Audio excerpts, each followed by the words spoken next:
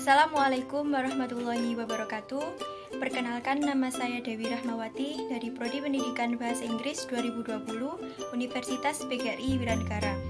Saya akan bercerita mengenai Pancasila dalam sejarah bangsa Indonesia, mulai dari zaman prasejarah, penjajahan, kebangkitan nasional, penjajahan Jepang, proklamasi kemerdekaan, masa setelah kemerdekaan, dan masa reformasi. Zaman prasejarah. Inti nilai-nilai dalam Pancasila sebenarnya sudah ada sejak kehidupan manusia zaman prasejarah. Di antaranya yaitu yang pertama, nilai religi. Ditemukannya alat-alat dari batu maupun perunggu sebagai alat untuk aktivitas religi seperti upacara mendatangkan hujan. Kedua, nilai peri kemanusiaan. Persebaran kapak menjadi bukti adanya tukar-menukar atau barter pada masa itu. Barter merupakan suatu bentuk dari saling menghargai dan peduli terhadap sesama. Ketiga, nilai kesamaan. Adanya kesamaan bahasa Indonesia sebagai rumpun bahasa Austronesia. Keempat, nilai musyawarah. Terbukti dengan adanya kegiatan bercocok tanam dilakukan secara bersama-sama. Kelima, nilai keadilan sosial. Dilakukannya kegiatan bercocok tanam secara gotong royong berarti masyarakat pada saat itu telah berhasil meninggalkan pola hidup gathering menuju pola hidup food produksi yang bertujuan untuk kesejahteraan bersama. Masa Kerajaan Sriwijaya. Pada masa Kerajaan Sriwijaya, hakikat nilai-nilai Pancasila sudah ada, yaitu sebagai berikut. Pertama, nilai sila pertama, terwujud dengan adanya agama Buddha dan Hindu yang hidup berdampingan secara damai. Pada Kerajaan Sriwijaya, terdapat pusat kegiatan pembinaan dan pengembangan agama Buddha. Kedua, nilai sila kedua, terjalinnya hubungan antara Sriwijaya dengan India atau dinasti Marsha. Pengiriman para pemuda untuk belajar ke India menunjukkan telah tumbuh nilai-nilai politik luar negeri yang berbasis aktif. Ketiga, nilai sila ketiga. Sebagai negara maritim, Kerajaan Sriwijaya telah menerapkan konsep negara kepulauan sesuai dengan konsep wawasan Nusantara. Keempat, nilai sila keempat, Kerajaan Sriwijaya telah memiliki kedaulatan yang luas meliputi Siam dan Semenanjung Melayu. Kelima, nilai sila kelima, Kerajaan Sriwijaya menjadi pusat pelayanan dan perdagangan sehingga kehidupan rakyatnya sangat makmur. Masa Kerajaan Majapahit. Pada masa Kerajaan Majapahit, terdapat juga hakikat nilai-nilai Pancasila yaitu: pertama, sila 1. Terbukti pada waktu agama Hindu dan Buddha hidup berdampingan secara damai. Istilah Pancasila terdapat dalam buku Negara Kertagama karangan Empu Prapanca, dan Empu Tantular mengarang buku Sutasoma yang terdapat seloka Persatuan Nasional yang berbunyi Bhinneka Tunggal Ika Tanhana Dharma Mangerut. Artinya, walaupun berbeda-beda namun satu jua dan tidak ada agama yang memiliki tujuan yang berbeda. Kedua, nilai sila kedua, terwujud pada hubungan baik Raja Hayam Wuruk dengan Kerajaan Tiongkok, Ayodhya, Champa, dan Kamboja. Di samping itu juga mengadakan persahabatan dengan negara-negara tetangga.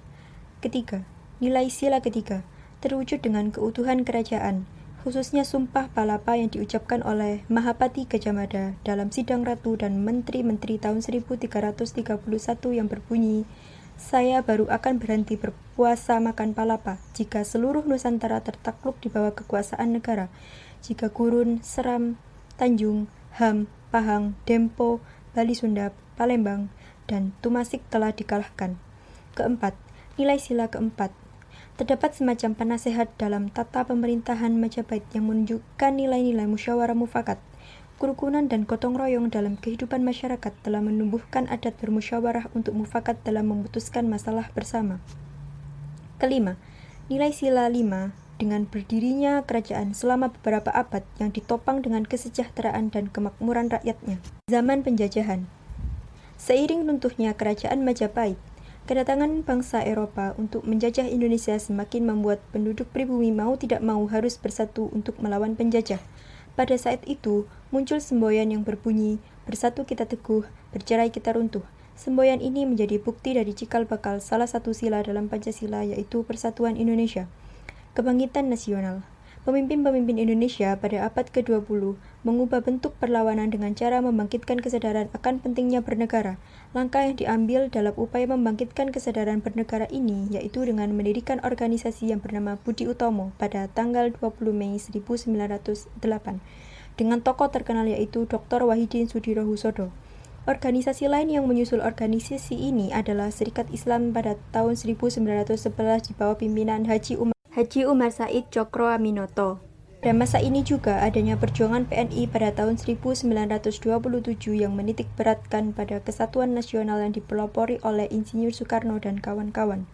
Pancasila yang merupakan ideologi negara saat ini ada karena keberhasilan masyarakat Indonesia sendiri meningkatkan kesadaran akan pentingnya bernegara. Zaman penjajahan Jepang. Perdana Menteri Kaiso mengucapkan janji kemerdekaan pada tanggal 7 September 1944 dengan kondisi Jepang yang sangat terdesak akibat kekalahannya melawan sekutu, membuat Jepang memberikan janji kemerdekaan kedua pada tanggal 29 April 1945, yaitu janji kemerdekaan tanpa syarat yang dituangkan dalam maklumat Gunseikan. Dalam maklumat tersebut termuat pembentukan BPUPKI yang membicarakan mengenai calon dasar negara Indonesia atau Pancasila pada tanggal 29 Mei 1945 sampai 1 Juni 1945. Proklamasi Kemerdekaan. Pada sidang BPUPKI yang pertama pada 29 Mei 1945, Muhammad Yamin mengusulkan mengenai calon dasar negara, disusul Profesor Dr. Mr. Supomo pada tanggal 31 Mei 1945.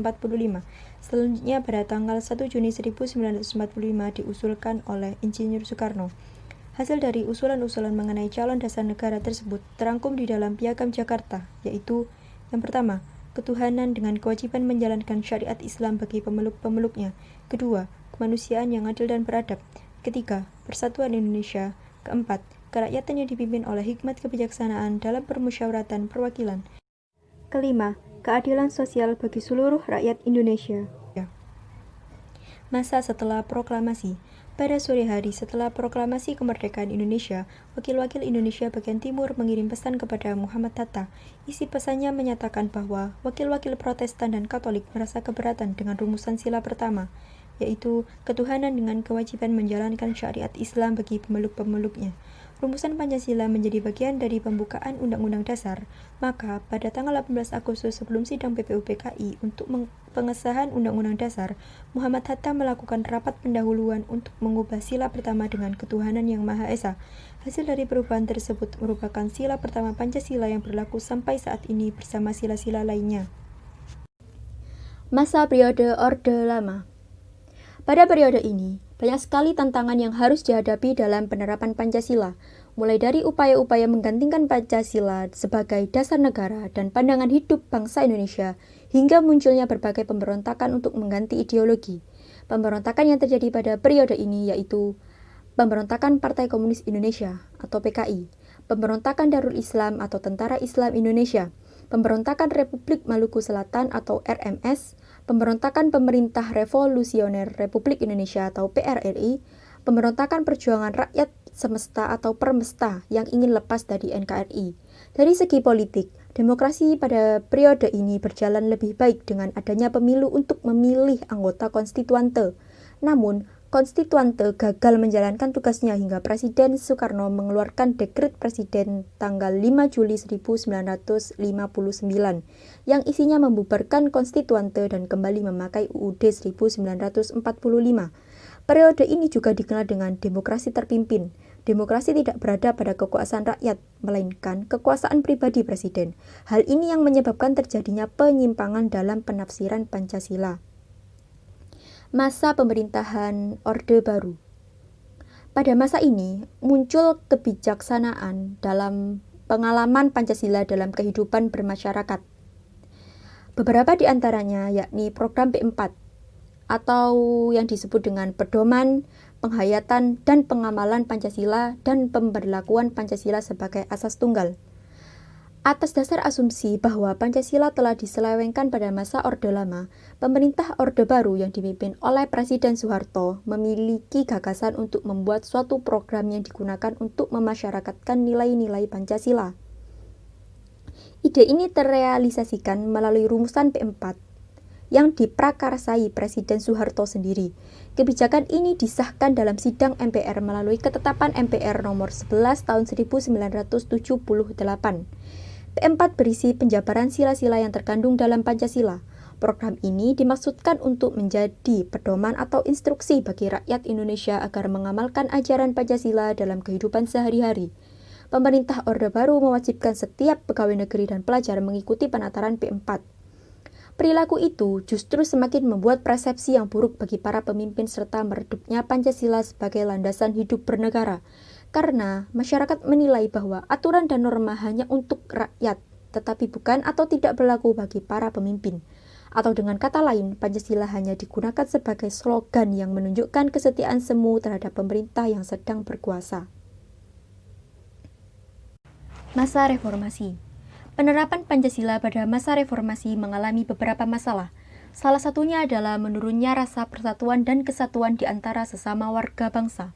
Hal ini ditandai dengan adanya konflik di berbagai daerah, tawuran antar pelajar, tindak kekerasan yang dijadikan sebagai alat untuk menyelesaikan permasalahan dan sebagainya.